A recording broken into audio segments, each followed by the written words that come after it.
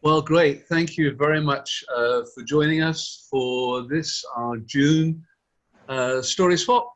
We may have realized that we have actually been doing story swaps monthly, I think from March. Normally we just have one in March and June and then another one in September, but determined to make the best of the COVID crisis, we decided that we would do this monthly, and we haven't regretted that. It's been wonderful to meet so many new people, and as we were just sharing, looking at where we've got people joining us from around the world, that's fantastic. Unfortunately, the interest in participating in these events is causing some grief. A number of tellers have been writing and saying to us, why haven't we been included? I want to tell, I want to tell. But there are limitations. We actually, I think we've got like 7 or 8 people already that I promised will tell this evening, and another couple of people waiting in the wings, just in case, as it seems, we may have lost our very first teller this evening. So we are trying to give as many people as we can the chance to tell, and it's just great. Every time we do this, we seem to have somebody making their debut performance telling for Feast, which is great. So it may seem strange tonight when our theme is strong women that I'm actually helming this when I've got some extremely strong and very capable women who are there, certainly on the top of my screen in terms of Shilui and Jiva Raghunath and Krupa Vinayamurthy, who are my 3 co-directors in running Feast. I don't know how I ended up doing this. Because we're strong. Yeah. Anyway, I shall try and challenge my feminine side tonight, and it's really good that we have this opportunity to explore this, and I'm really looking forward to seeing and hearing the stories that we have. So without further babbling from me, let's go over to Anna, who's joining us from Oman. Hi, Anna, good to see you again. Hello, good to see you as well. And now I feel extra honored to be one of the ones who managed to get in fast enough to get accepted to tell a story. No, it's not a question of, I've got to correct you there, Anna. It's not first past the post, okay? But we're just delighted to have you. And I particularly feel bad because even though I'm in Oman, which counts as being in Asia, I'm actually telling a story that I heard from a Scottish traveller storyteller called Sadia Robertson. So, international story. And shall I begin? Please do. So the story starts with a young man called Michael.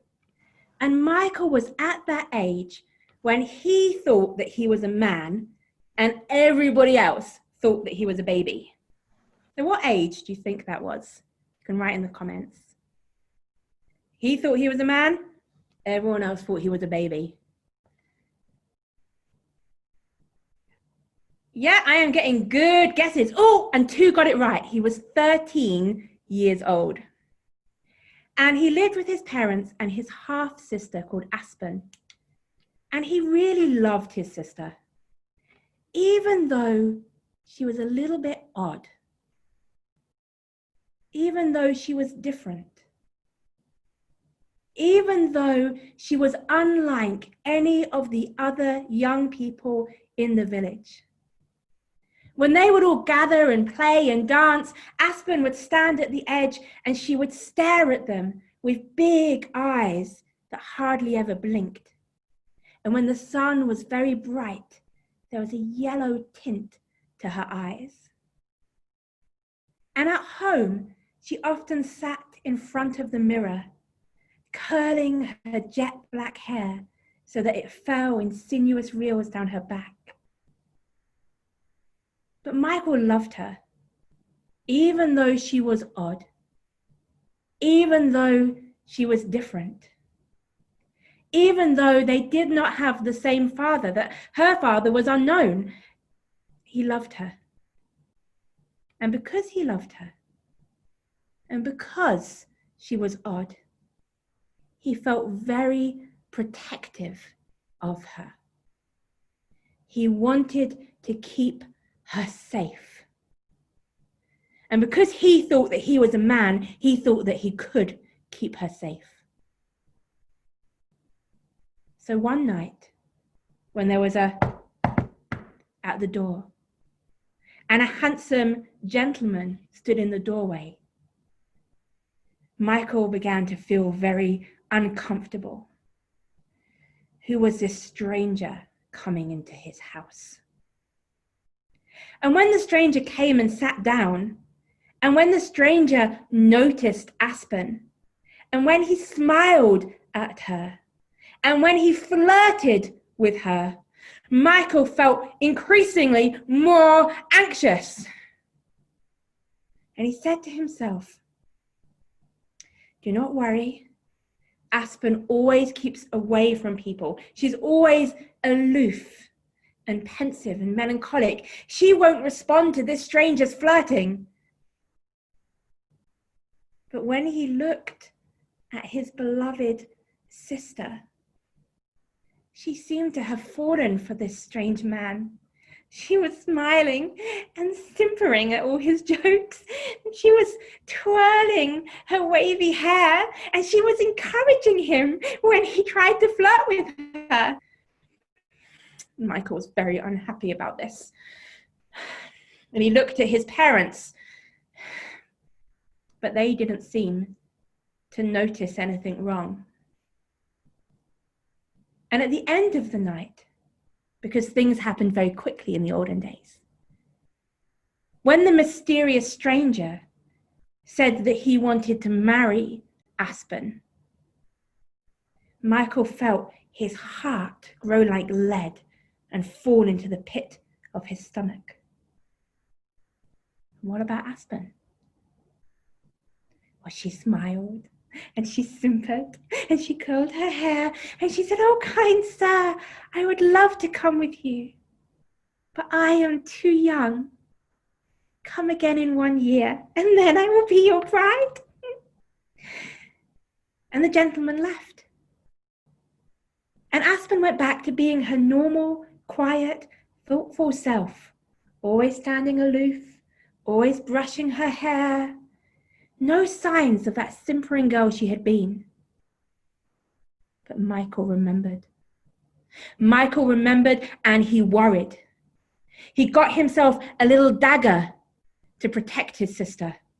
And he made a resolution that when she left to get married, he would follow her and he would protect her.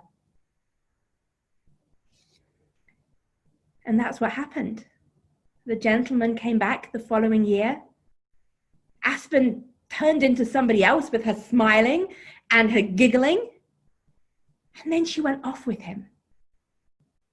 And Michael followed after. And the gentleman had looked rich. And Michael had thought that he was going to take Aspen into a carriage and ride out of the village. But he didn't. He took Aspen and he walked into the forest. And in the darkness, Michael followed them. He could hear their crunch of their feet as they went through the undergrowth, but he could not see them, for the trees were high, and the branches covered the sky, making it dark. And although he was now 14, technically a man back then, he felt very nervous. And up in front of him, he saw a shimmer, a gleam of silver light. And he knew there must be a clearing in the forest, and where there was a clearing, the moonlight would be shining down, and there he would be able to see. And he went a little faster towards it. But he heard that the footsteps in front of him had stopped. And he realized that Aspen and the stranger were there. And he did not want to be seen. So he went forward, so he could just see out into the clearing. And just as his eyes were becoming accustomed to the light, he heard a sound that made his very blood chill. The sound of a wolf howling. And looking out into the clearing, he saw the stranger, the gentleman. He saw him turning into a wolf and growing 3 times his height. Clumsily, Michael tried to grab his dagger, that one that he had got to protect his sister, but his hands were trembling. He couldn't grab it. He moved forward and he tripped, and he looked up and he saw opposite the wolf his own sister Aspen. But Aspen too was changing. She also was growing 3 times her height, and her wavy hair was turning into the curves of a snake. And her staring yellow-tinted eyes turned into the staring eyes of a snake.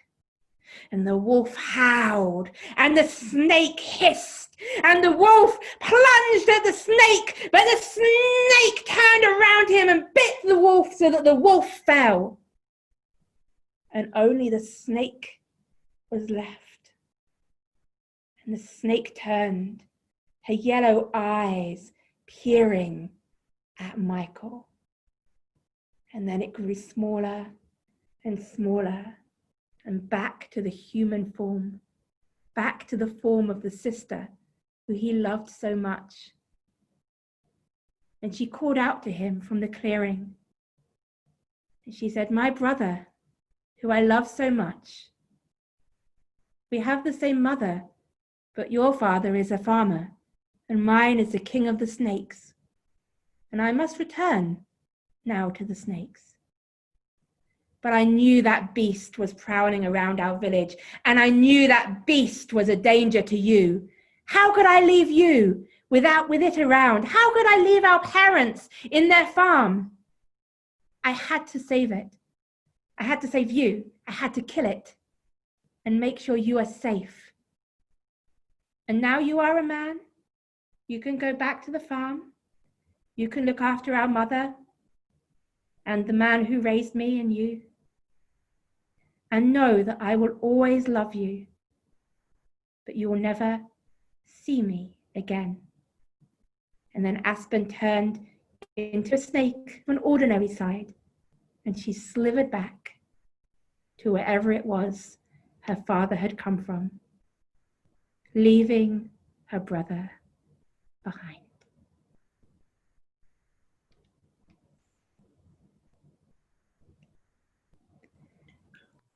Thank you, thank you, thank you. Very nice, very nice. Oops. Thank you very much indeed. I love that. What a great name for a strong woman, Aspen. Yes, growing so tall. I love that when you said things happened very quickly in the olden days. I assume you're assuming to sort of anything pre-COVID, really.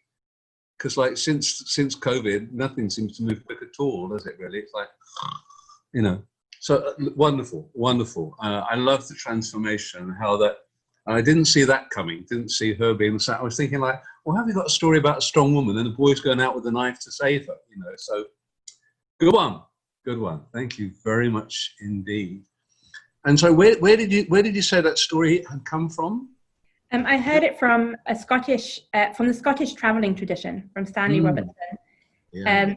And just because I've unmuted myself, I should say my friend Abrina is here, and her sister is called Aspen. So real Aspen kind of connected to this. Anyway. Great, great, excellent. Thank you very much. Well, now I think the teller who was second on my list, we haven't managed to get into our meeting yet, but we live in hope.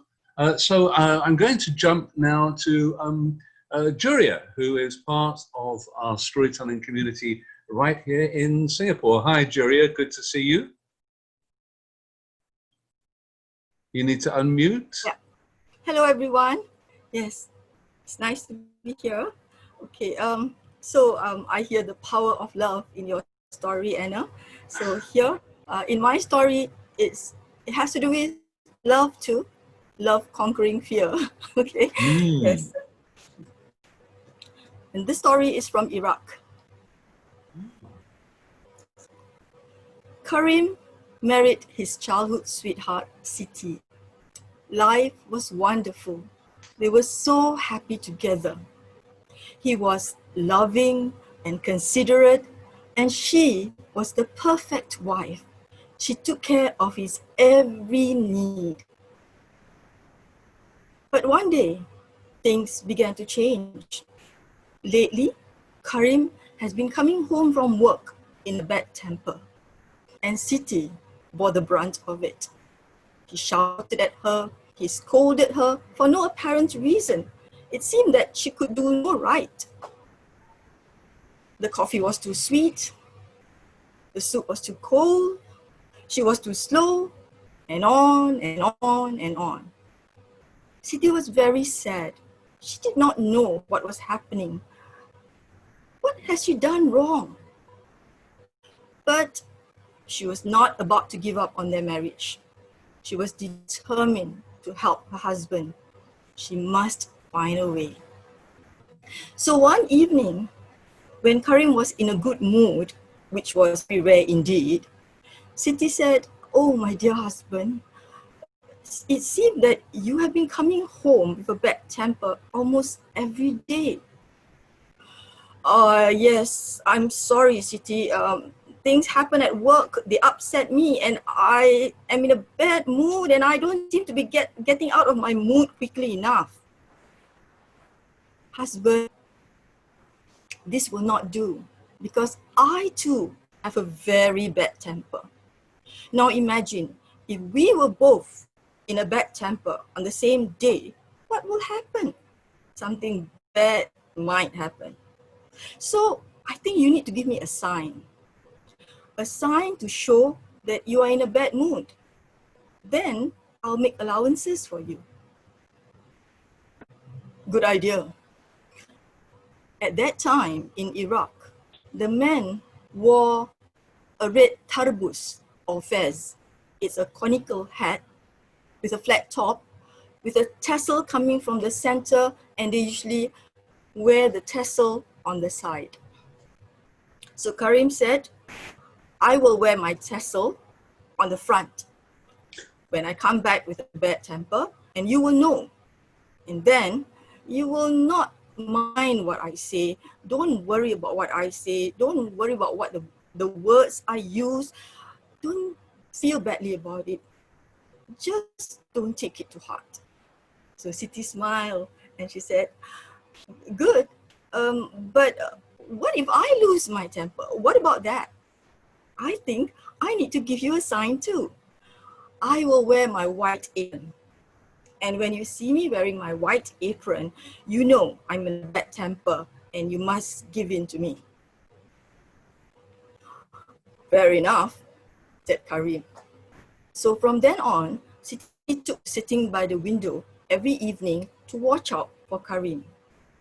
And if she see the tassel hanging from the front of his fez, swinging from side to side like the tail on the rump of the elephant, she would quickly put on her white apron. And when he saw that she had her white apron on, he would discreetly move his tassel to the side. Well, you see, it would not do for both of them to lose their temper at the same time. They might beat each other. So he gave in. Time after time, once, twice, thrice, this happened again and again. And Karim, catching Siti on her good mood, said, "Oh, wife, you know, your fits of temper come at the same time as my fits of temper. Our fits of temper, they come together." And Siti smiled and said, "Oh, you notice. You see, my husband, if you will give up your bad habit, I will give up mine. We are given wisdom. And when we lose our temper, we lose our wisdom. So, my temper goes with yours. If you are upset at work, what excuse is it for you to bring home your bad temper?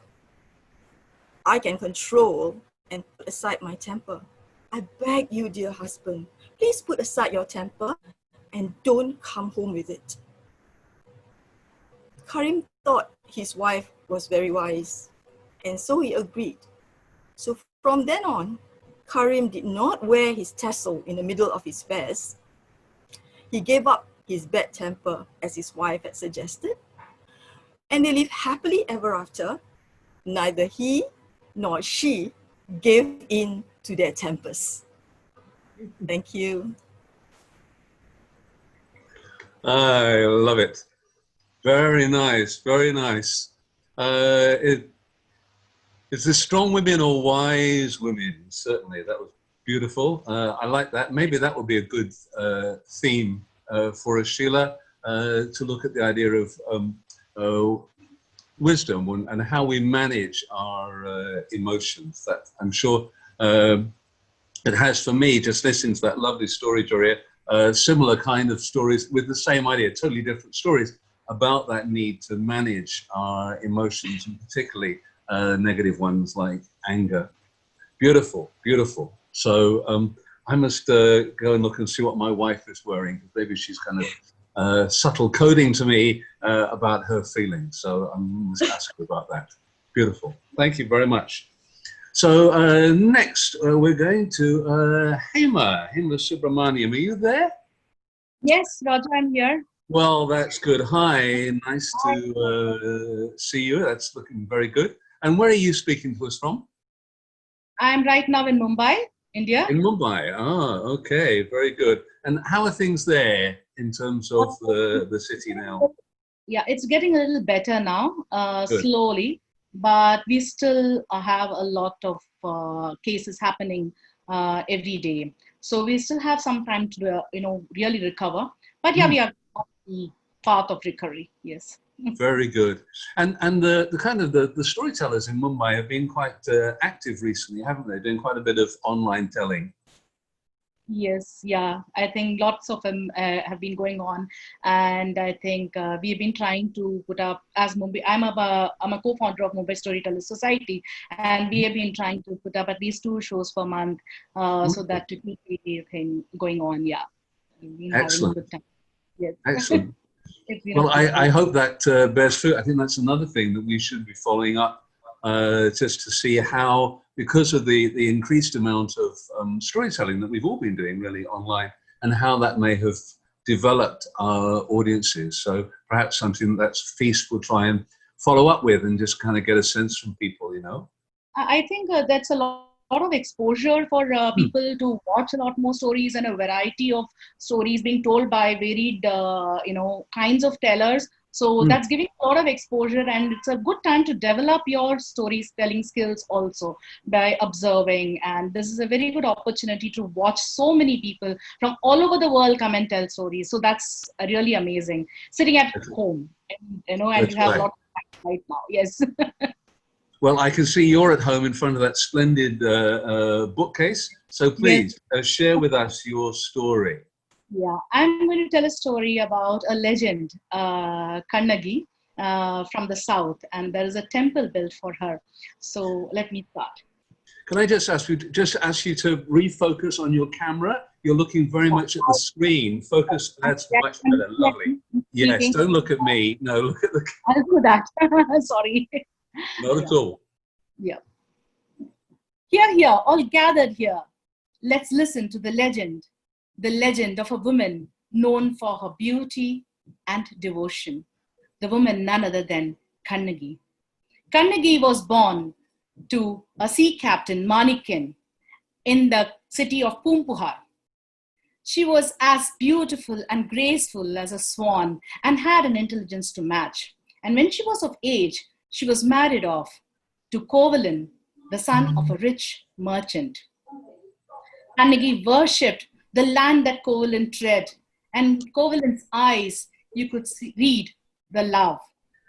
She wrapped her love in duty's role and gifted to him her life and soul.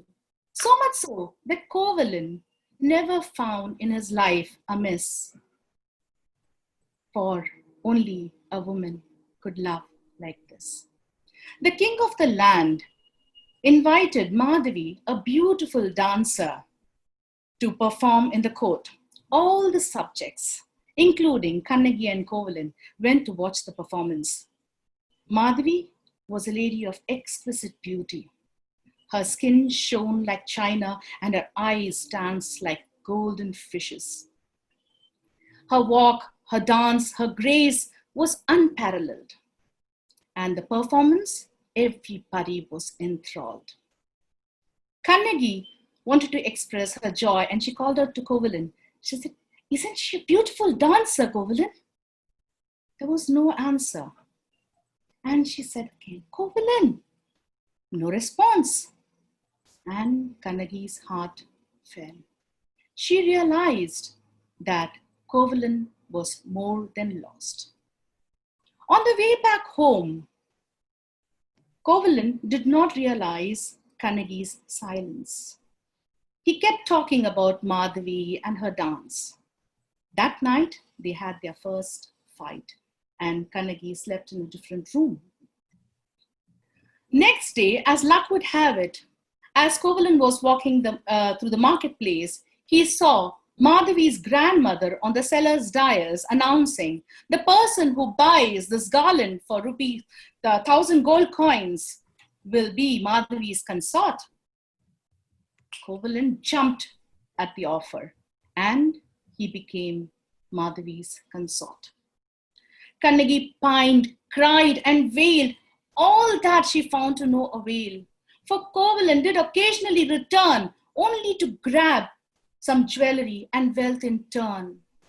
Her esteem she lost to his scorn, for only a woman could love like this. Years passed by. Now Madhavi was a woman of strong will, and she spoke what was in her mind. So one day she told Kovalan, "You know, this society is really unjust. Their rules are so weird. A man can have many wives, but a woman can have only one man." Kovalan was really disturbed by this. He had an argument with her and walked out in a huff. Kannagi danced and pranced inside. She could not reveal to Kovalan her mind, for he had come back broken and bereft of wealth and mental strength. Kannagi, wise, strong, and patient, coaxed Kovalan to start all over again and decided in a new city to begin. And all that she had was her golden anklets. She offered them to him, the valuable trinket, for only a woman could love like this. They left for Madurai and stayed in an old couple's house. The next day morning, Kovalan left with one of Kannagi's anklets to the best goldsmith in town. Well, the goldsmith was a crook. He had stolen the Queen of Madurai's anklet, which had come for repairs to him. And he saw that the anklet that Kovalan had bought was identical to the one of the Queen's. So he quickly plotted and he went to the king. And he said, "I have found out the thief who stole the Queen's anklet." Now the king, to appease his queen, ordered the guards to catch hold of Kovalan and put him to death. The guards followed his order and caught hold of poor Kovalan and beheaded him in the town square. Now Kannagi, with her eyes on the road, sat waiting for her beloved to come back aboard. But then she heard of the act so unfortunate. She stumped down stunned to see her love sublimate. But then she stood up, shaking like a quiver. Her eyes bloodshot blazed. She just stood ramrod straight. Her long hair flowed in waves. She grabbed her anklet in a sweep and marched towards the palace in heat. From a Devi to Kali she had transformed, for only a woman could love like this. Kannagi demanded an audience with the king, And as soon as she saw the king, she asked, "O King Nedunjariya, how can you do such an unjust act? How can you be so cruel? How can you kill my husband without a trial?" The king said, "Oh, wait, woman, who do you think you're talking to? And who is this have I killed? And where have I been unjust?" Kannagi said, "Well, it does not befit a ruler to be ignorant. You killed my husband in the town square today afternoon." The king said, "Oh, the thief. The thief is your husband." Kannagi said, "Who do you call a thief? Did you have a trial? Did you prove him to be a thief? Well, now I can prove that one of the anklets that the queen is wearing right now is mine. If you give me the permission, I will prove it." So the king was stunned and he said, "Okay, prove it." So Kannagi asked him, "Tell me, sir, what does your queen have inside her anklet?" The king said, "Well, the best of the world's pearls." Kannagi said, "Well, mine has got diamonds. Please break it open." So the king broke open the queen's anklets. Out of one rolled out the pearls, and out of the other rolled out diamonds. The court gasped, and the king was shocked. Kannagi picked up her anklet and shattered it onto the ground, and diamonds spewed out of it. The king, as soon as he watched this, was in shock. He clutched his heart and fell down dead. And the queen, as she couldn't take what was happening around her, fell down at his feet and passed away. But Kannagi's heart was still burning. She cursed Madurai, the city of Madurai, for being such a silent spectator to the king's unjust ways. She tore her left breast and threw it at Madurai and cursed it to burn. Madurai was ablaze. Kannagi set the trail ablaze, her rage bringing everything down to a raise. Her anger was just, for she had lost her beloved in an unjust way. The goddess of Madurai did appease Kannagi to leave the citizens in peace. Kannagi agreed but kept walking, senseless, grieving and ranting, till she reached the haven of Bhadrakali's arms in heaven. For only a woman could love like this. Thank you.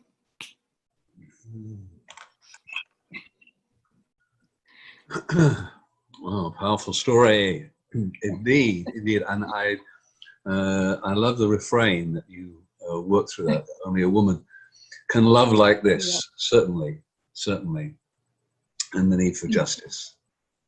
Excellent story. Thank you, indeed. Oh. So now I'm trying to see if Sadia. We were fooled there by your identity when you came in. Are you there, Sadia? Yes, hello, hi, and welcome. You are in Pakistan, I gather. Yes, I am. How are you? I am very good. I'm here in Singapore, and I was particularly interested to speak with you and to have you tell for us, because you are, I think, the very first storyteller that we have welcomed to the feast from Pakistan. So thank you very much for joining us. Where in Pakistan are you based? Thank you so much, Roger, and it's an honor to be here. I'm from Lahore. Ah, okay. The city of gardens. And are you able to get out and enjoy the gardens now, or how is the crisis there?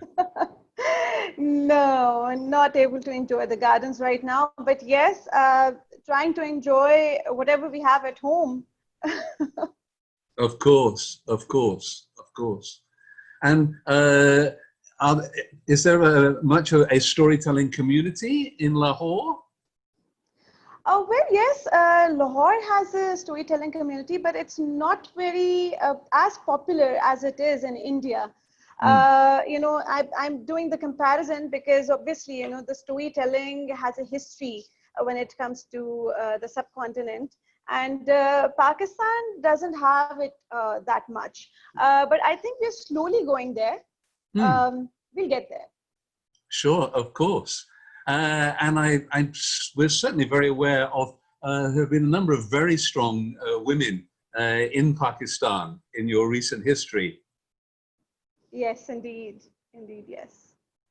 So we're looking forward to your stories, so please. Thank you so much. Well, this is a story from the subcontinent, and it is written by Fahmida Riaz. She is also a Pakistani writer. She has written many things for the adults, but she has specifically written a lot of things for children and for children literature, basically. So this story takes place in Himalaya, and a village there was far away in Himalaya. A story from there is famous. Why? Because for few timbers were living there for many centuries, and they were scattered in the valley amid green jungle.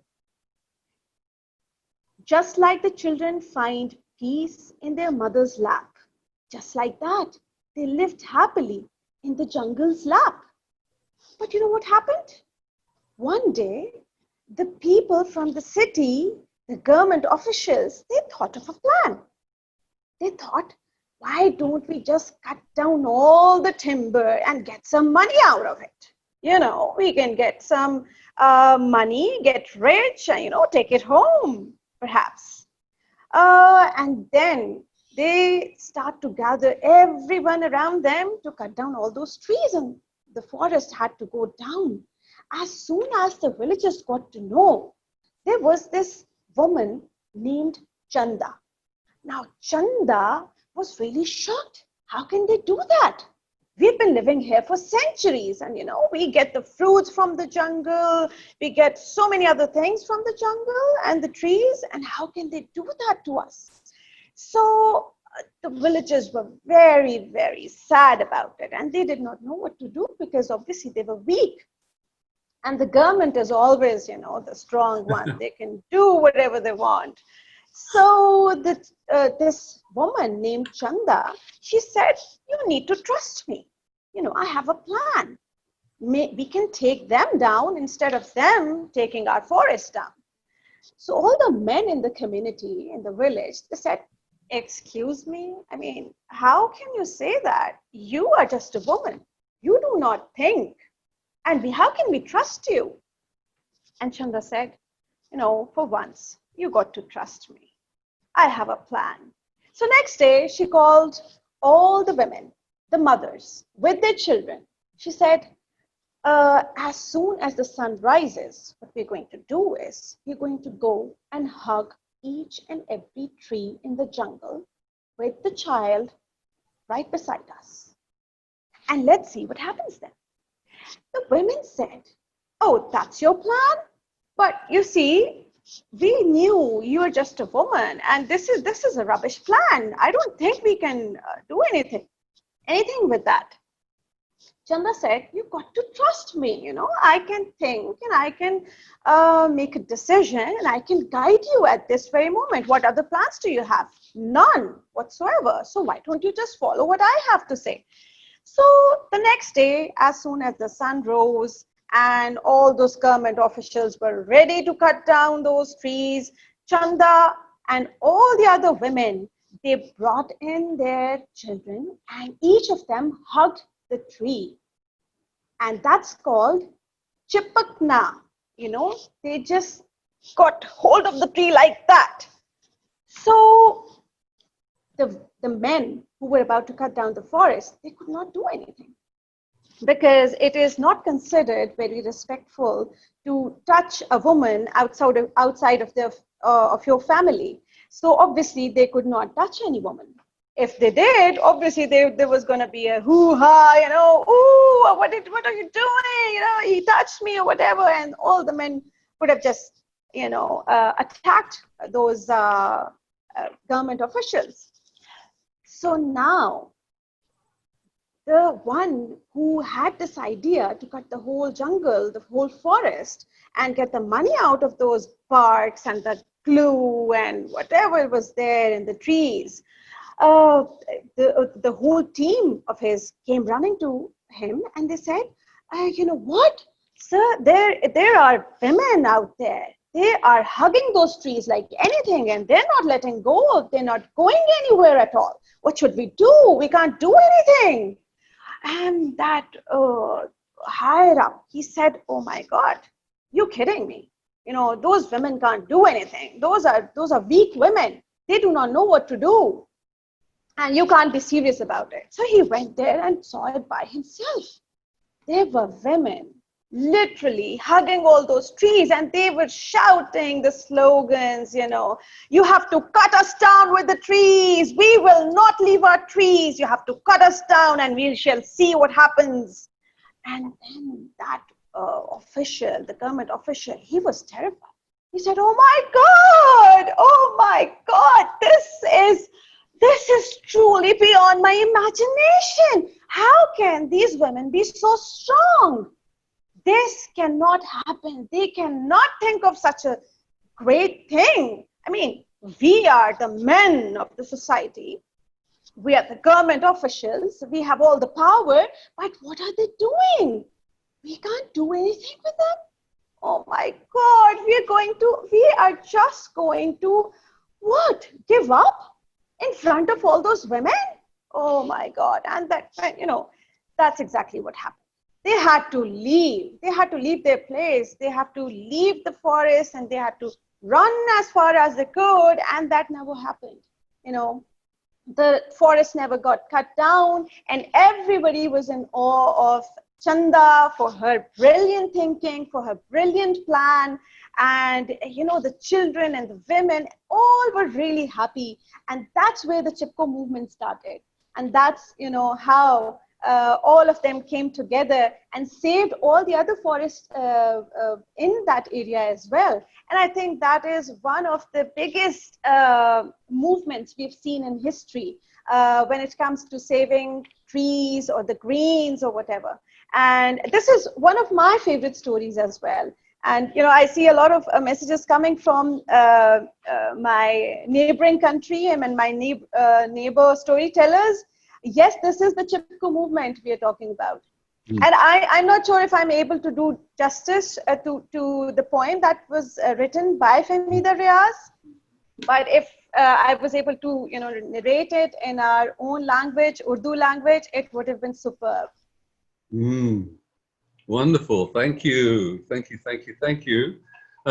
Yes, obviously that has struck a chord with quite a number of people watching this evening who are aware of the Chipko movement. Certainly, there is a book called the Woman Who Hugged the Trees, The Girl Who Hugged the Trees, which I have used that story. Though when in that version, it said it was based on a historical incident that took place in Rajasthan back in, I think, the 1700s. And sadly, in the real life version, when the soldiers went, rather like the soldiers in Hema's story who went out and chopped the man's head off without a trial, there was a lot of bloodshed. And it was only when the king in that incident actually arrived that he then saw the wisdom of what the women were saying and that the need for the trees to be saved. So I love the way that you made it. It felt very contemporary, Sadia, with the government officials. And when we see what's been happening in America, sadly, it just seemed to resonate very much with this kind of reaction to things.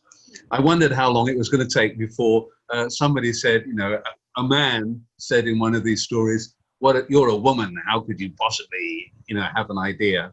So thank you very much for that one. And I really hope this is the start that we can begin to cultivate a closer relationship with the tellers in Pakistan.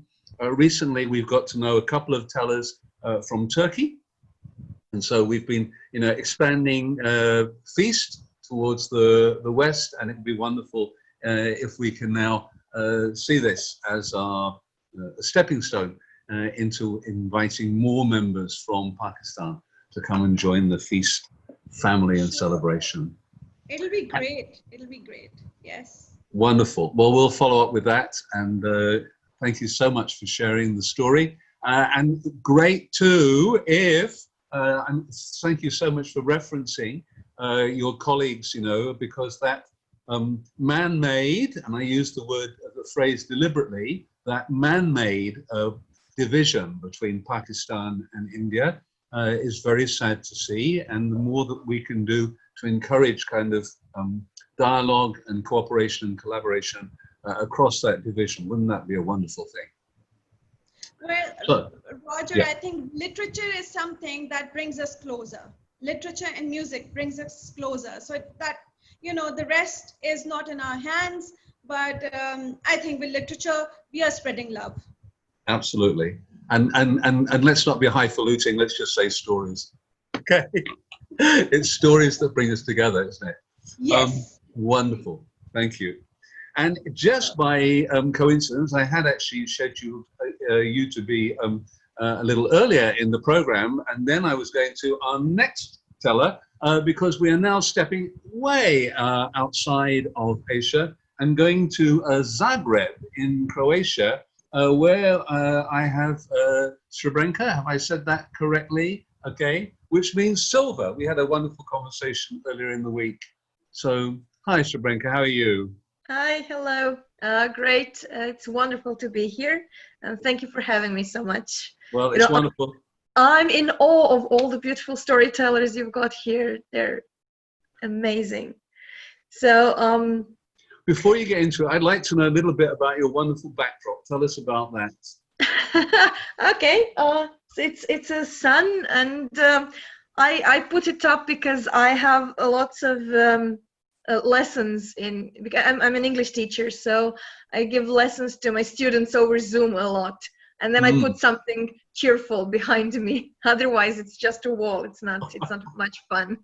And I got this from a storyteller friend, actually. So she Wonderful. gave it to me, saying, I hope you tell many good stories in front of this. Wow, what a nice storyteller friend. Krupa, I think you should use that for one of our Facebook Connect themes, my storyteller friend, and get people to share stories about what their storyteller friends have given them. That's brilliant. It's wonderful sun backdrop. Over to you, share your story. Okay, so my story is from Croatia, and it's not from Zagreb. Zagreb is the capital. It's more towards the coast, and I was really surprised to find this story as I found it working on a book of Croatian stories. I was very surprised to find it because this part is very traditional part of Croatia, and the story sounds very modern. So I thought you might enjoy it. Sure we will.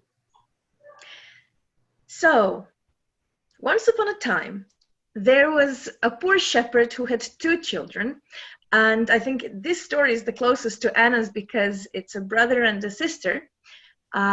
His name was Vinko and his name was Vinka.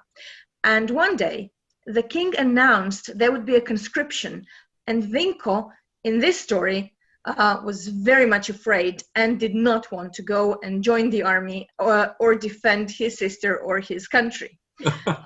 So Vinka, seeing that her little brother was very much afraid, said, don't whine so much. If you don't want to go, I will go. So she put on his clothes and she signed up her name, his name, she signed Vinko, and went to the army. And because she was very brave and valiant woman, she climbed the ranks of the army very quickly, and she became an army commander.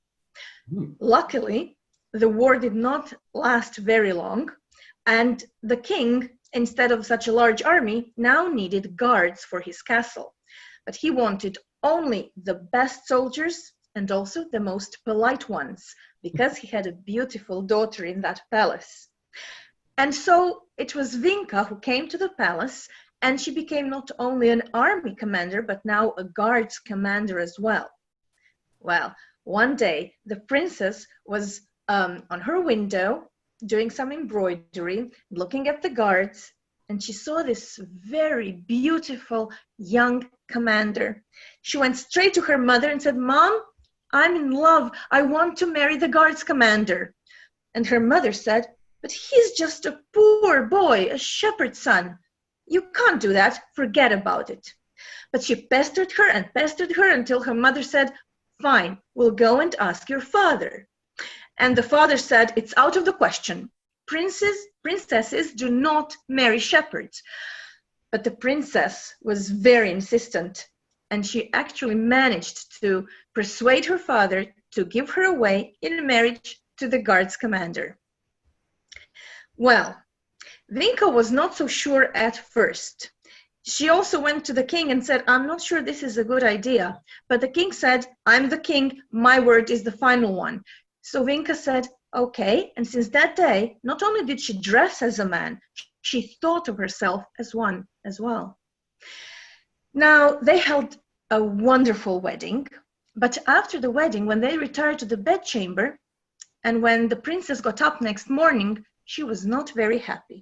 She went straight to her mom and she said, "Mother, there was no love or tenderness between me and my husband. What should I do?" And the mother said, "Well, he's just a shepherd. Maybe he's just very shy." And let's see what happens the following night. Well, the following night, everything went exactly the same. And the next morning, the princess woke up very morose again. "Mother," she said, "there was again no love or tenderness between us." And the mother said, "Well, maybe he needs some education first." But the princess would not have it.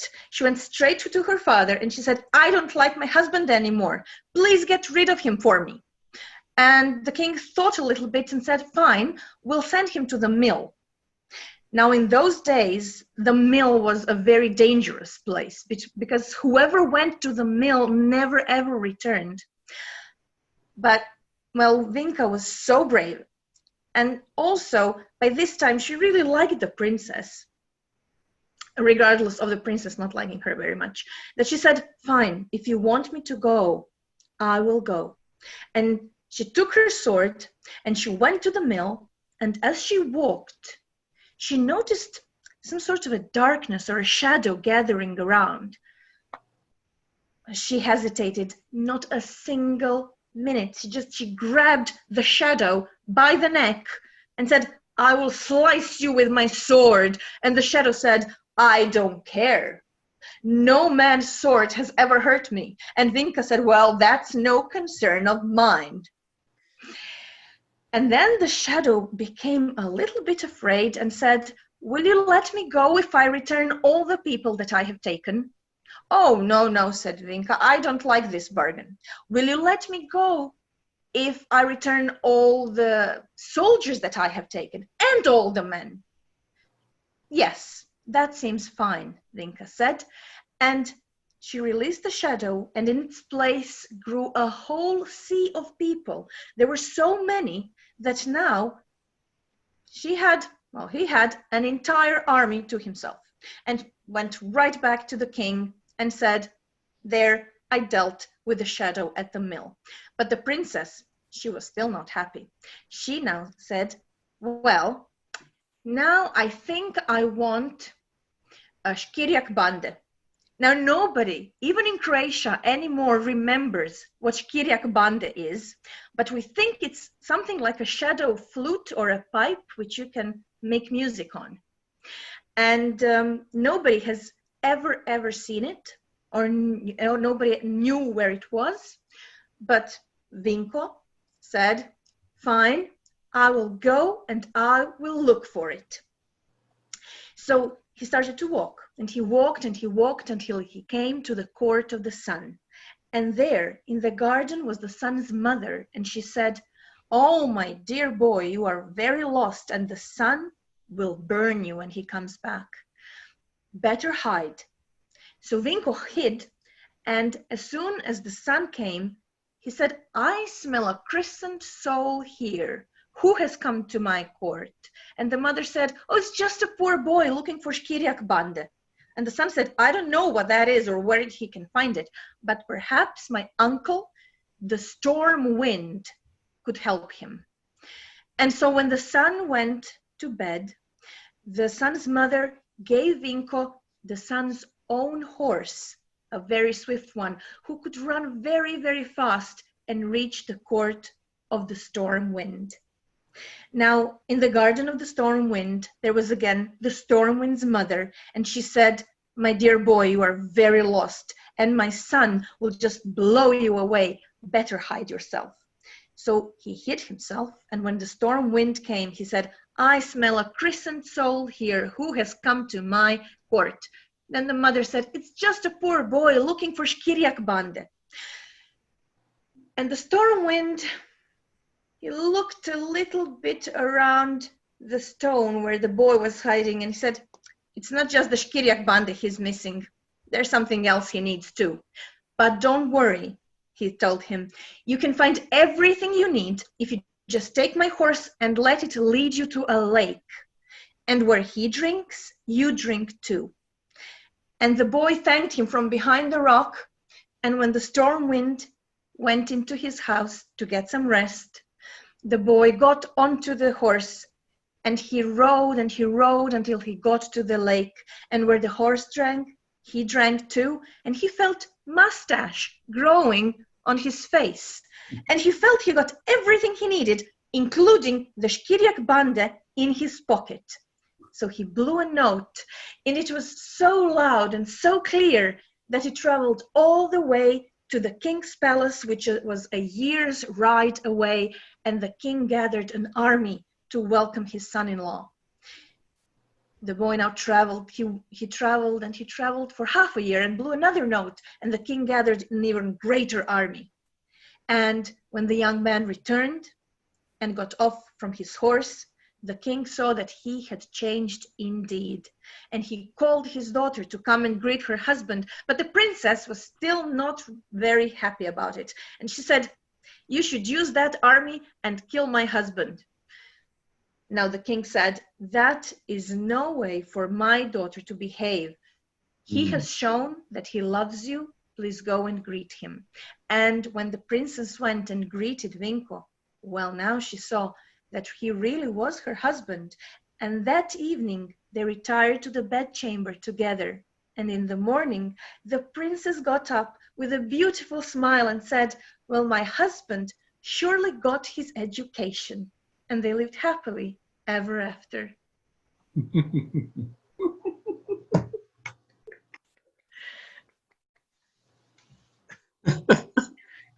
Very nice, very nice. And some wonderful comments here. Yeah, I love the idea of the garden of the storm wind. I thought it was just some wonderful pictures there in our head. As you were telling that, Srebrenka, wonderful story. Is that going to be, there you are, I'm giving you a chance to plug your book. Is that going to be in your collection of Croatian tales? Yes, so this one is for the collection of Croatian tales in English, actually. Wonderful. Yeah, so fingers crossed for that one. And we also When are you hoping to have that ready for publication? Oh, I have no idea, because first we are doing a collection of stories from around the world on strong women. And that's actually why I wanted to tell a story here tonight, because it's a topic very close to my heart.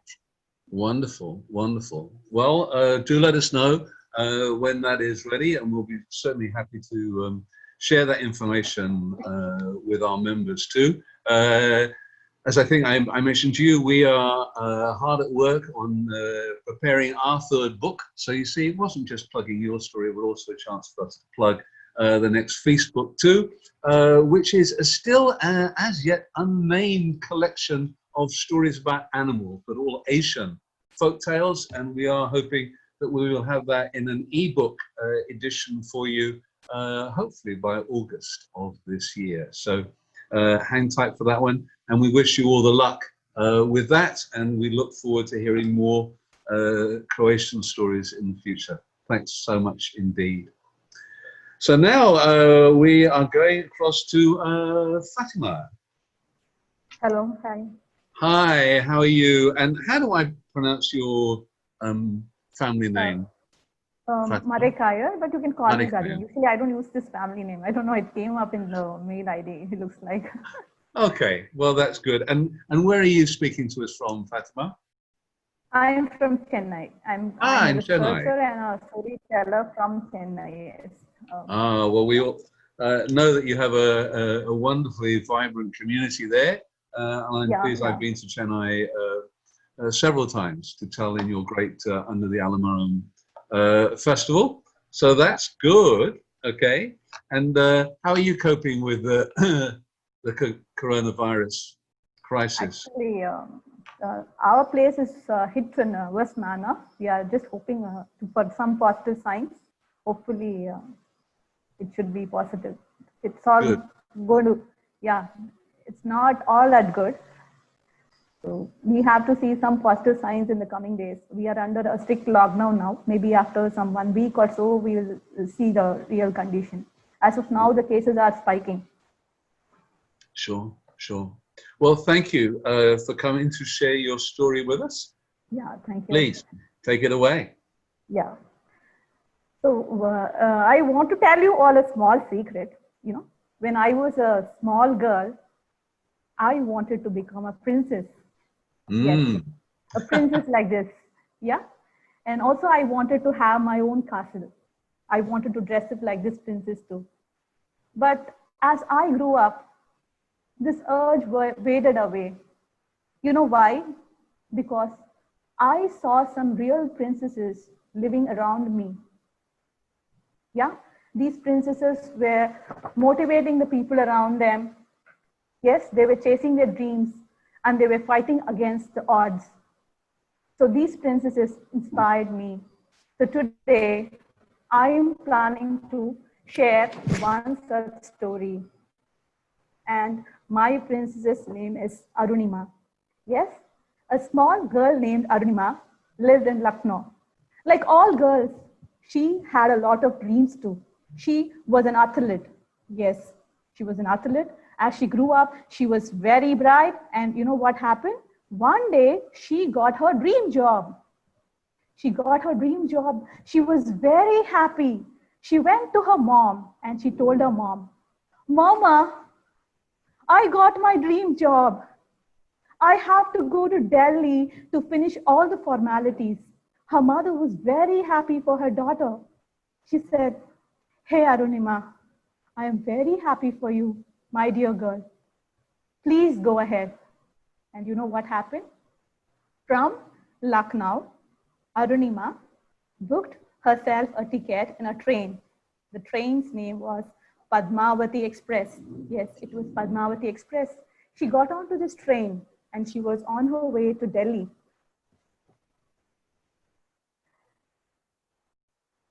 But she was very happy when she boarded the train. She never knew what waited for her then. A very big misfortune fell upon her. You know what that was? There were few robbers who were traveling in the train along with her. You know what they did? They snatched her chain. She resisted, but they overpowered her. And you know, finally, these robbers pushed her out of this train. She fell down on the railway track. And you know what happened then? She saw a train coming towards her. The wheels of the train ran over her leg, left leg, and she saw it with her own eyes. She was there all through the night, waiting for someone's help, but there was no one to help her out. The next day morning, few people who saw her took her to the hospital. When she woke up, she saw that she was not having her left leg at all. It was amputated. She did not know what to do. She was depressed. She was angry. What was her fault in that? Why should she face all this misfortune, was her thought. But you know what happened? she stopped for a while and she thought, God gave me a second chance, isn't it? This is my second chance. Why should I waste it getting depressed? And she had a lot of hope. And from where did she receive this hope? When she was lying on the hospital cot, she self-motivated herself. And you know what happened after that? She approached a mountaineer named Bachendri Pal.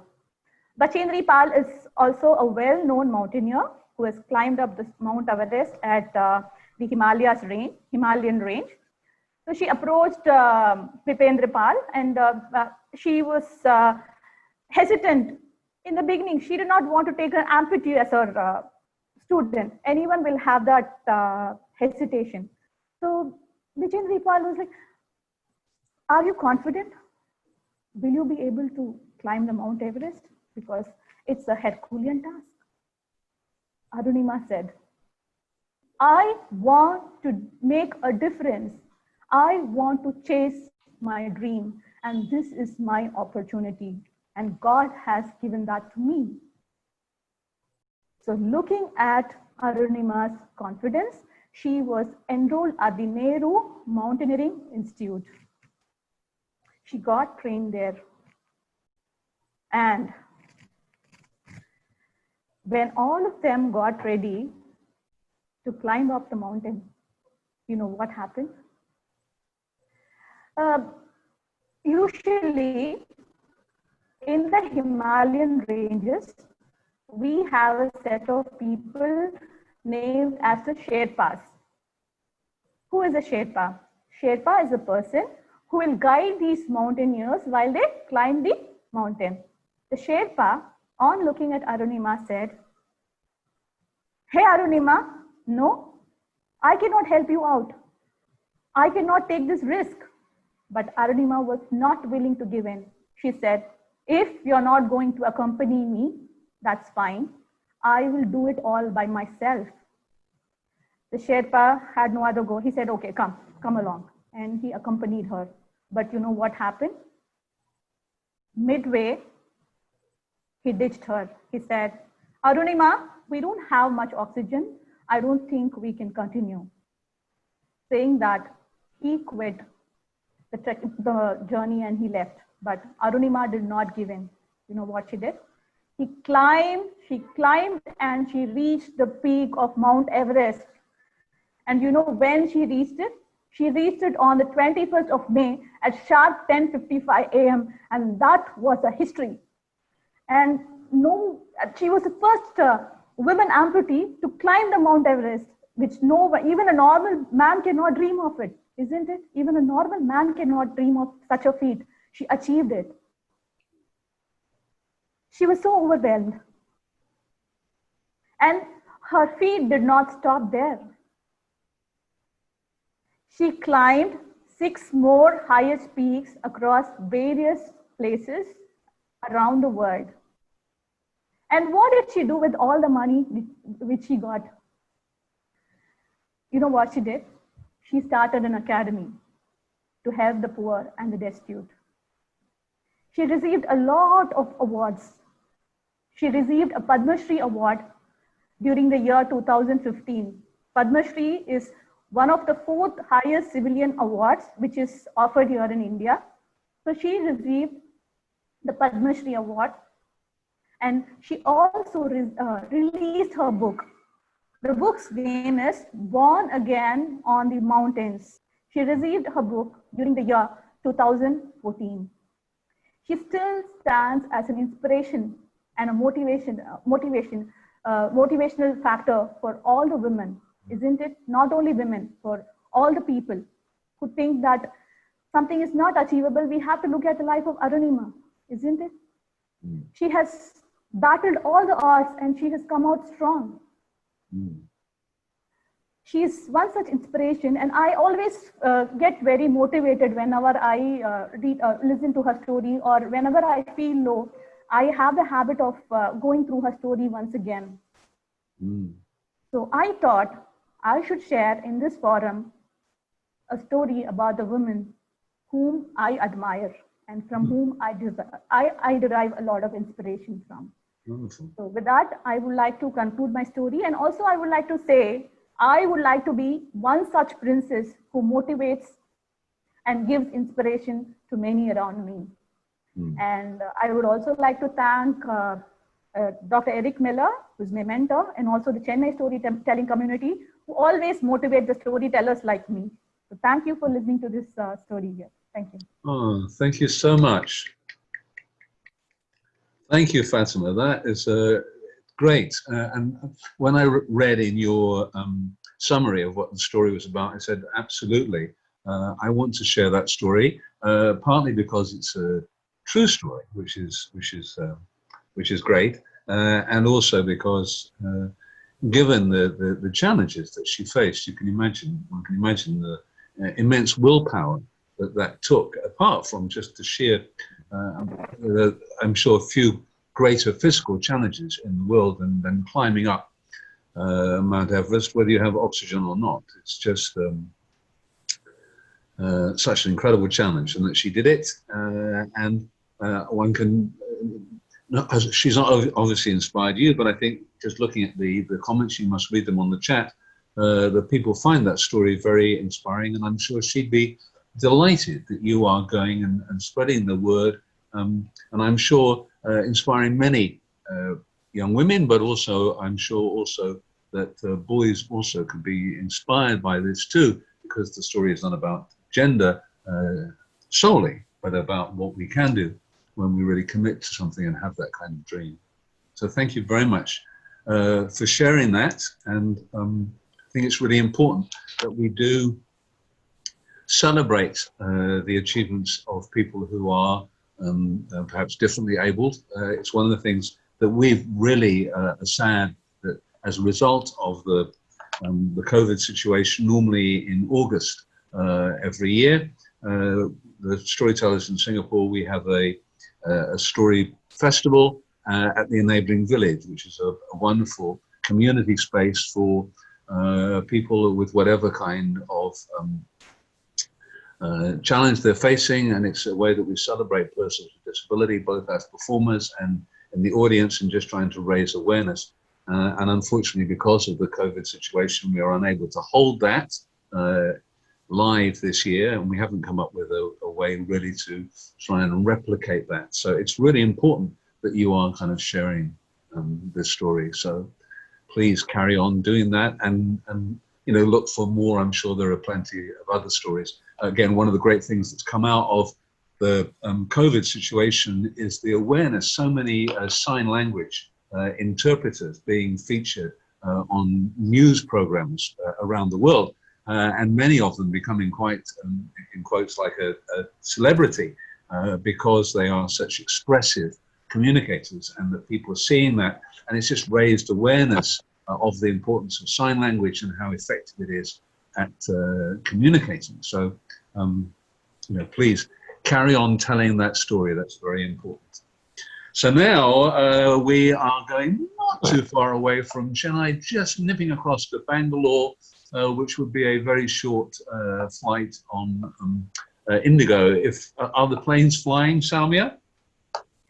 Well, it's better not to fly anywhere right now. Sure, yes. The situation is so bad.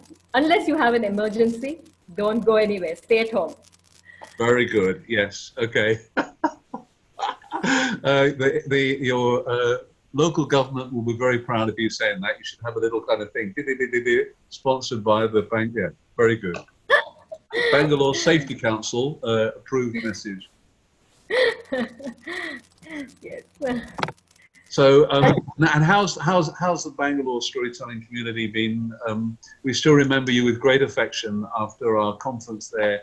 Wow, it seems so long ago.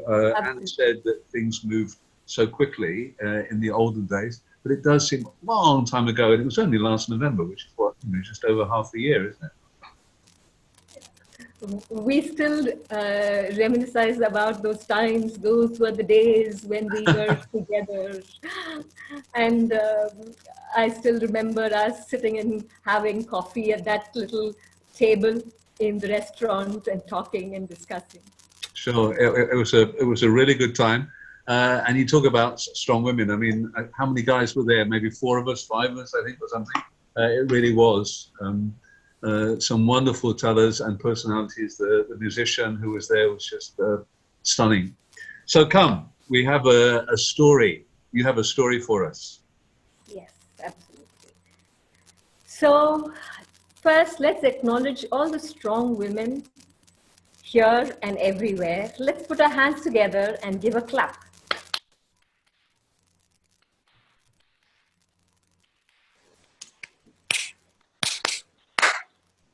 Fatma is clever. Fatma is strong. No man will you find to outwit her mind. Once upon a time, there was a kingdom, and it had a sultan who had 7 sons, and he was very proud of it. But his younger brother, Ahmed, had 7 daughters.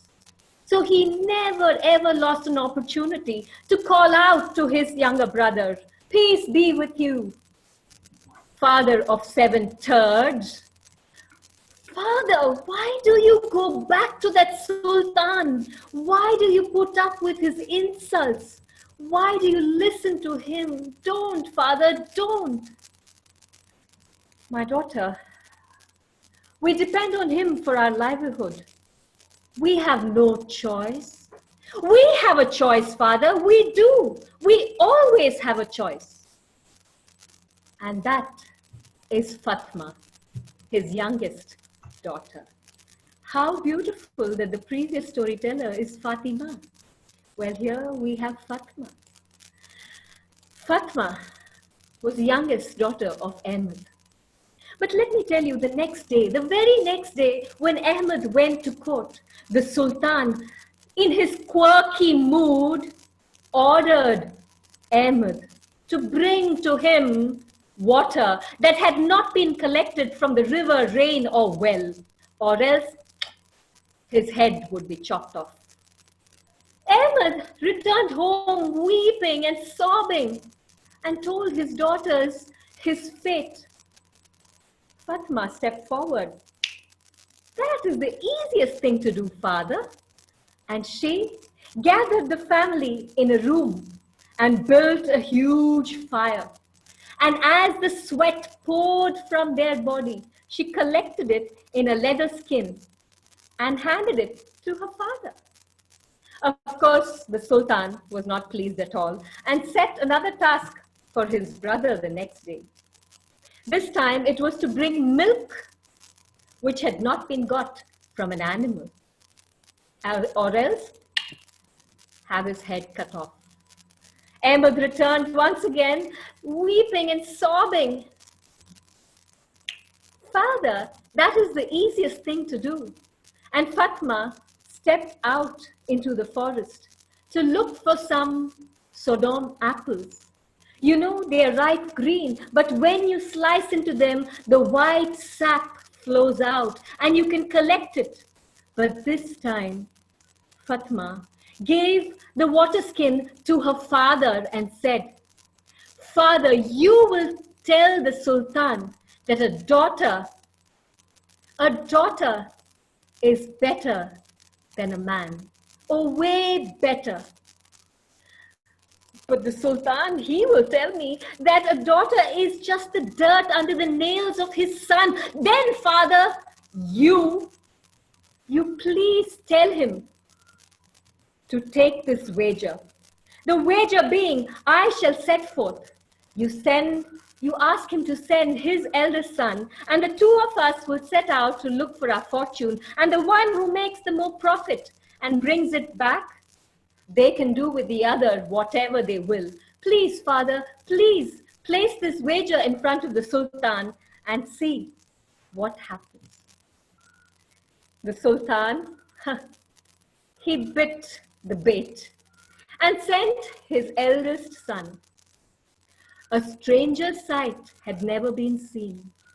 A boy and a girl riding a horse, carrying a purse with them to find their fortune.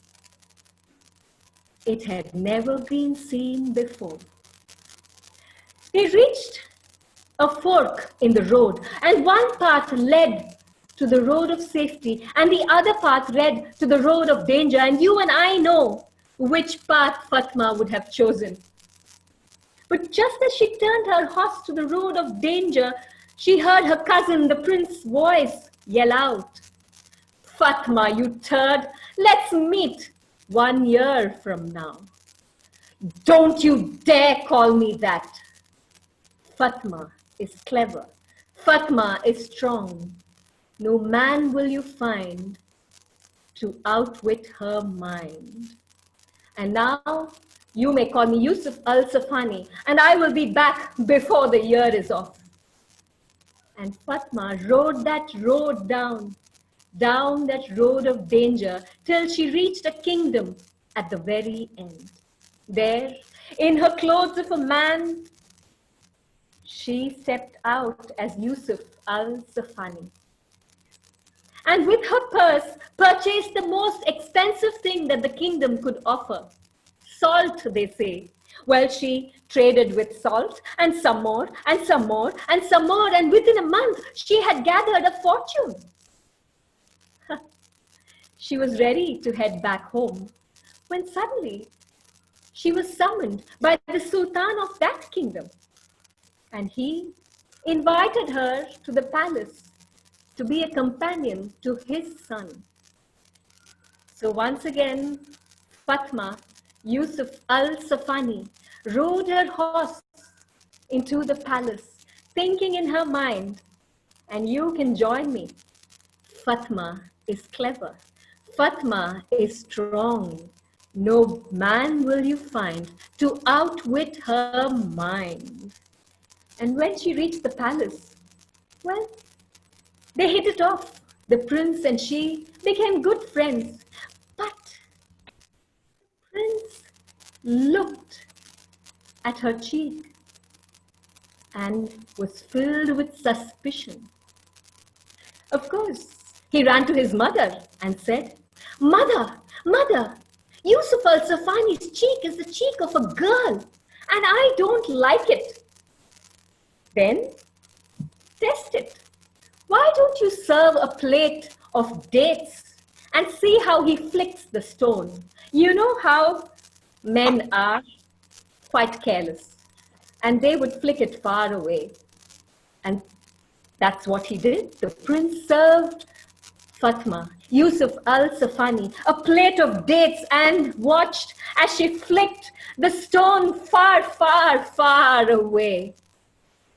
Now there should be no doubt, but the prince went back to his mother and rubbed his hands in despair. "Mother, mother, mother, Yusuf al-Safani's cheek is the cheek of a girl and I don't like it." "Well, why don't you ask him to climb a palm? Take him to the garden and find the tallest of tall palm and ask him to climb that. You know, if it is a man, he'll do it quite easily. But if it is a woman, she'll start her period and then you will know what to do." And so the next day, Yusuf al-Safani went with the prince to that garden. But hidden in the folds of her dress was a dagger. And as the queen had predicted, halfway through the climb of that palm tree, she started bleeding. So she took out her dagger and cut her thigh, and with blood pouring down, God knows from where, she came down and stood in front of the prince quite nonchalantly. And in her mind, she thought, "Fatma is clever. Fatma is strong. No man will you find to outwit her mind." The prince was tearing his head. He went back to his mother. "Mother, mother, Yusuf al-Safani's cheek is the cheek of a girl and I don't like it. What else do you want me to say? Get her a slave girl and ask her to massage him. Then you will find out." Ah. So a massage girl was sent into the room. But Fatma, Yusuf al-Safani, was clever. Through the back door she went to pee, and there she caught a man. bribed him to take her place in the room, and quickly switched over before the prince arrived. And of course, when the maid was asked, when the massage girl was asked, she said, "It is a man, I see." Well, but was the prince satisfied? No, no, no. His mind was filled with doubt. He went back to his mother and said, "Mother, the cheek, Yusuf al-Shafani's cheek, is a cheek of a girl and I don't like it. What will I say? What will I say? What will I say? Yes, get him to have a bath with you in the sea. Why not?" And that night, Fatma felt a shiver for the first time. She prayed to Allah, the Merciful, to be kind. And the next morning, when they set off towards the sea, Allah, the Merciful, Allah, the Kind, sent a group of dancers, and the prince followed them, mesmerized. By that time, quickly, Fatma ran to the sea, had her bath, came out, rubbing her hair, and stood before the prince.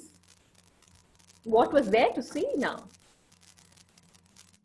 Well, that night, Yusuf al-Shafani, Fatma, decided that she needed to go back and packed her bags, her wealth, her men, and her horses. But under her pillow, she left a note which said, "A girl I came, a girl I went. No man will you find to outwit her mind." And then she reached the crossroad. Of course, her cousin had lost everything and was there as a pauper.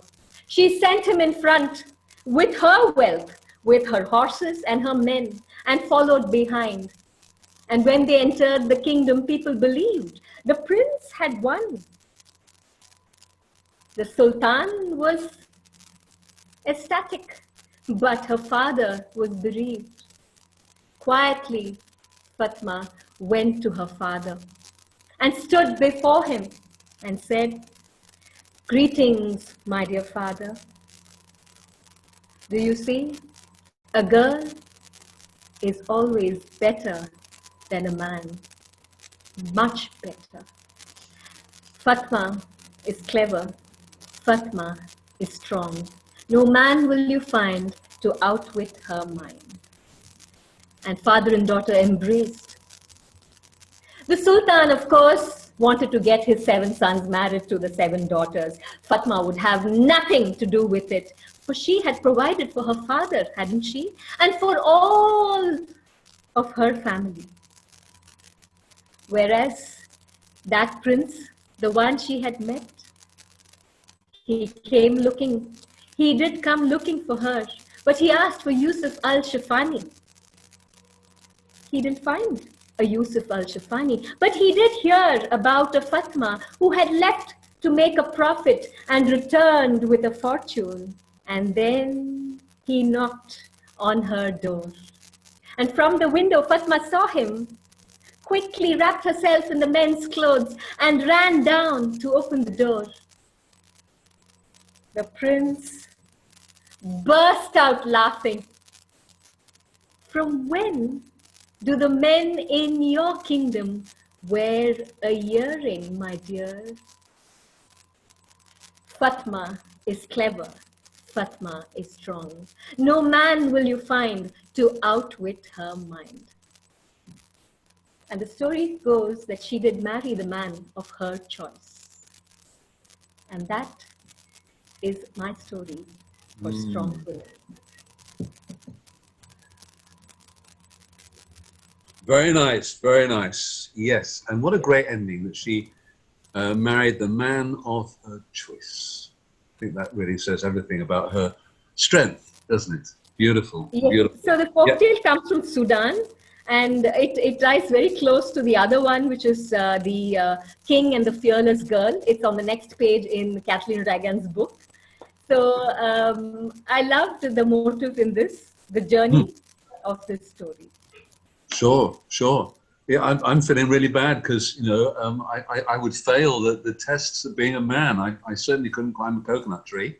And I don't flick, I mean, very well trained, I don't flick my date stones all around the house or the garden. So, dear, oh dear, oh dear, I better go back to Prince School, I think, and learn how to be a man. Shame, shame. Well, listen, thank you so much, Samia. That was a lovely story. I read the comments because people really enjoyed that and the way that you told it. And I'm going to be really cheeky and I've got one more teller, Niati, who's been waiting very, very patiently, and she has a nice short story for us. So, Niati, hi. Hi, Roger. How are you? I'm good, thank you so much. How about you? I'm fine. You're a little soft for me. Can you just see if you can up the volume? Yeah. Okay, that's good. And where are you speaking to us from? I'm speaking from India. I'm from Mumbai. Hi, Mumbai, okay. Is this okay? You're still a little soft. If you see everybody kind of coming into the screen like this, you'll know why. Okay. How about this? Whoa, Is it okay? Yeah. Storytellers do not need mic. You don't need, no. So you can drop it down a little. We are, we're right here in the same room as you really. We're not on the far side of the Prince's Garden. So just drop it down a little. That's lovely. That's great, great volume. So off you go with your story. So today I'm going to take you to my motherland in Gujarat, India. We have a region called Gir there, Gir Forest. It is known for its Asiatic lions, their majesty, their fierceness. We also have great Gir people there. They are known for their hospitality and courage. Once, a very famous poet, Jhaverchand Meghani, who was also a teacher to Mahatma Gandhi, he, along with other poets, went to visit Gir Forest, thinking they might spot a lion. But before they could spot a lion, they were spotted by some local Charan. Charan are the community who used to sing Glory of King in royal courts. So he came there rushing to Jhaverchand Meghani and said, "Sir, it's our immense pleasure to have you here. My house is just nearby. I wouldn't let you go without having lunch." Jhaverchand was a little hesitant. By the time a girl came out of that house, she held him from his hand and told, "Kaka, uncle, you have to come to my house. My mother has made white butter as white as a swan's wing. And now I have also learned to make pearl millet bread. I make them as big and round as a bullock cart wheel." Jhaverchand Meghani laughed at it and agreed. "Oh, then I must come." They all went inside the house. This girl was just 14 years old. Her name was Hirbai. Hirbai was serving the guest. "Did you try this? Try that too. That's very delicious. Let me fetch you some buttermilk." And that's when they heard a shout. "Cautious! The lion is here!" Not even a minute passed, they heard another shout. "Hey, Hirbai! Your calf! Your calf! Gone!" Hirbai just turned towards the guest, told, "You please have your hearts contained." She turned towards her father and said, "Father, please take care of the guest. You be here with them. I just come." She went to the corner of the house. She picked a bamboo stick in her hand and she left the house. When was asked, Hirbai's father told that calf was a newborn and Hirbai's favorite. To hear this, all the guests washed their hands, got up, and went in the direction where Hirbai went behind the lion. They were just near to the scene and they were aghast. This 14-year-old girl was all alone with just a bamboo stick in her hand in front of a very matured, wild, carnivorous, and Asiatic lion. All she had in her hand was her stick. She told to the lion, "Hey, stop, you thief!" The lion gave a warning. Then this girl was not going to take a bag. She told again, "You leave my calf, you greedy dog of Gir!" The second warning came. This girl was still there. You overgrown, mysterious cat! I'm not going to leave you!" A big thud came on the lion's majestic head. He left the calf there and ran towards the woods. And that's when Jhaverchand મેઘાણી wrote his very famous poetry called Charan Kanya, in a tribute to the goddess who resides in all of us in form of courage, which comes out when it is least expected. Ya Devi Sarva Bhuteshu Shakti Rupena Samsthita Namastasye Namastasye Namastasye Namo Namaha. Thank you so much. Wow. Wow, wow, wow. I love that. Fantastic. What a great way. Thank you for being the closing story there. I think that if ever they do the female version, do the Lion Queen instead of the Lion King, you definitely ought to play that part. When you became the lion, yeah, that was just Thank you. I love that. And isn't it serendipitous? We began, Anna had a story about a 14-year-old boy, and you should end it for us with this 14-year-old girl. And I'm assuming this is a true story, as the poet was there and witnessed it. Moral of the story, if you're going to do something really courageous, make sure that you've got a really good writer there to observe and tell the story. And I love the closing line about the goddess who is inside us all, courage, who can come out perhaps when we least expect it. I thought that was just a wonderful way to end the story, together with your singing and the use of the chime too. Lovely, lovely.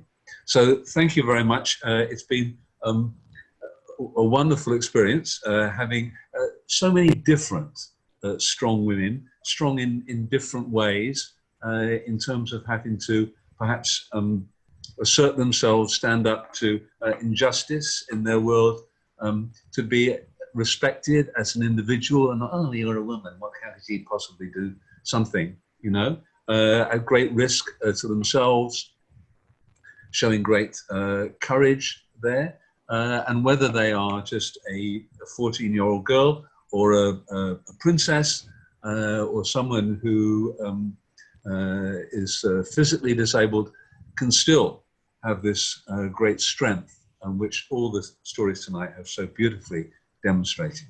So thank you very much, everybody. I will look to edit this, and we'll send you the link when we've got that posted on the YouTube Feast YouTube channel. We have some really exciting webinars lined up. Next week, one of our own here, next month, sorry, not next week per se. Priti is going to be running what I think will be a very useful webinar for many of us on actually how do you share a story working judiciously, talking about cameras and backgrounds and lighting and all that sort of thing, how to actually engage a story. I've seen a couple tonight, people perhaps getting sidetracked by the screen rather than keeping that contact with the camera. And we are thrilled that, I'm trying to think, Sheila, help me out. Who have we got coming in August? That's Bobby and Sherry, isn't it? Yes, the Norfolks are going to do, Bobby and Sherry Norfolk, a wonderful husband and wife duo, are going to be sharing, conducting the webinar in August. And then we're really excited that in September, we've got Senga Salka from Hungary. Hungary, that's right. I'm going to be, yes, but I could easily cause a political riot there if I said Czechoslovakia or something. No, from Hungary, thank you very much, to do a session on collecting stories. So we have the next 3 months of webinars all organized, and we will be releasing info about that. And we will continue with our monthly story swaps. And we're thinking that we want to have one on getting parent and child to tell together. So it would be a tandem storytelling session. And I'm giving you early notice of that because that'll probably be for August. All right. So if you have a son or a daughter who likes to tell with you, then that will be the theme. There'll be no restriction on what stories you want to tell. You just want to celebrate it's this generation and the next generation working together. We have quite a number here in Singapore, and I know that Svetlana, who was with us here and is now absconded to London, she works with her daughter Melania, so we know we've got at least one there too. So we'll let you know about that. We haven't decided on a theme, have we, for the story swap for next month, Sheila or Krupa? I think we're going to do another poll. We're doing a poll. Yeah, now then we've gone on to this Facebook thing. So we'll have a poll, and you can decide what theme you'd like that to be. All right. So thank you very much, everybody. Can we give all the strong women who've told tonight? Yeah. And if you were a guy who asked to tell a story, well, you can probably guess why I didn't pick you for this particular month. Okay, but hopefully the dice will roll, and they might end up more favorably for the guys next month. So, all right, thank you very much, everybody, and we will look forward to seeing you again. Stay safe. Enjoy, if you can, get out into a garden, get some fresh air.